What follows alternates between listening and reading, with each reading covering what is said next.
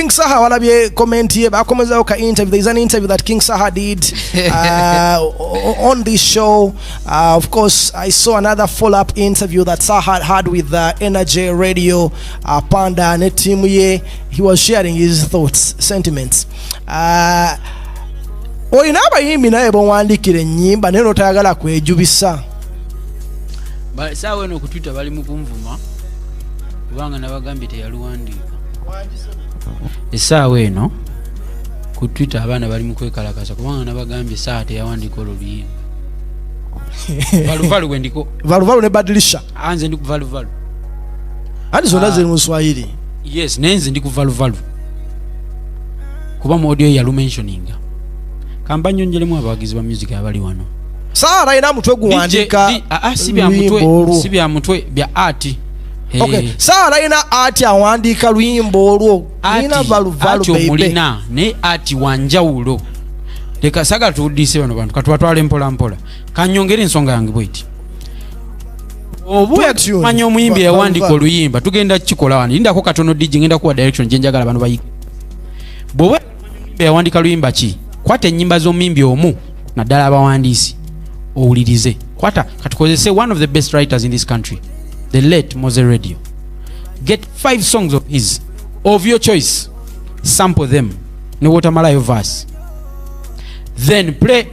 I can tell you which song he wrote for Rema, which song he wrote for Lydia Jasmine, for Namubiru, for Irene Tale, before Irene Tale even says this song is by Mose Radio. Ensengejja y'ebigambo, ensengejja ya melody. Owulira tetunagenda na ku kyalo Swahili ekyo tujja kisembyayo katudde ku art. Listen to omukwano gwo gundeze salapulesa nawe nawe. Then kati that's one style eduka ya Saha. Kati genda kweri slow kwagala biri va yeyo genda ku luyimba lwe yakola ne Wizo baluyita batya. Hello, hello, hello, pick up the phone. While I'm on my way. Genda ulize ensengejja y'ebigambo. You'll even find identical melodies in the same songs sometimes. Record progression. Of course, wabeerayo ensolo nga ffe. Nja kujja nkuyimbire Singa, kuyimbire Amina. Nga dde waliwo ebifaanaganira. So bya mbalaba mukube engalo. Nkubuulira mazima. Some people are versatile in their creativity. Others are not. Epas is very versatile. Saha says is written for Kenzo, is written for Spice, is written for Chameleon. Saha is a very good artist. Ndiku valu. Olwo kati tudde ku Chameleon. Zanye nyimba za Luswahili za Chameleon nya. Osembeyo valu.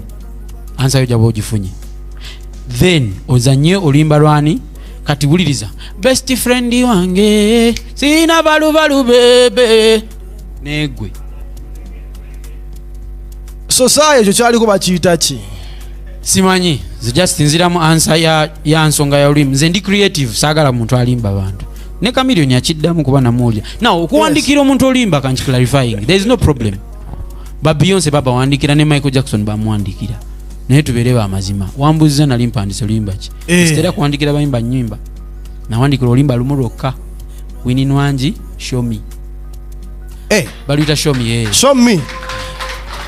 Lwaki olumuwandika ennyimba n'osalawo obutayogera kuba naakategeera nti gwe wawandika show me olwa Winnie Nwangi. Kati nze nsasula seetaaga credit y'abantu abalowooza nti si balungi.